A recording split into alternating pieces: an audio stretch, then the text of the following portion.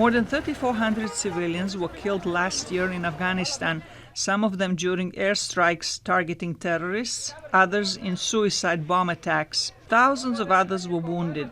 Patients in this hospital in Kabul have been maimed by landmines or suicide attacks. If my leg was fine, I would be in school. But now I'm hoping to get a good prosthesis so I can go back to school or start a shop and work. If committing suicide was not a sin, I would have already killed myself. I'm not happy to be alive at all, but I bear all this just for my 4 kids.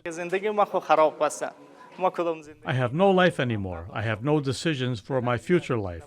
Now the only thing I care about is to keep my parents, sisters, and brothers happy. The UN report says close to 2,300 were killed or wounded in suicide attacks in 2017 in Afghanistan, more than any previous year of the conflict. From beginning up to now, it is more or less always 80% of the amputees are landmine victims. Children are not spared, and sometimes they are deliberately targeted. The report attributes 2/3 of responsibility for civilian casualties to anti-government elements, mainly Taliban and Daesh.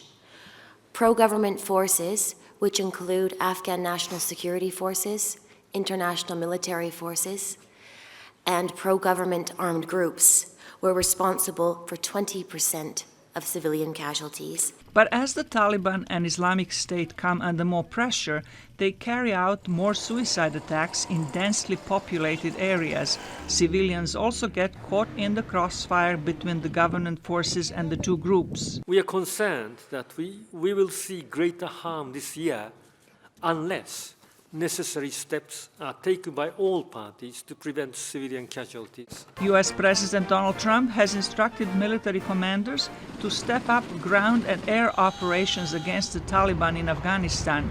The insurgents have vowed to retaliate. Zlatica, Hoke, VOA News, Washington.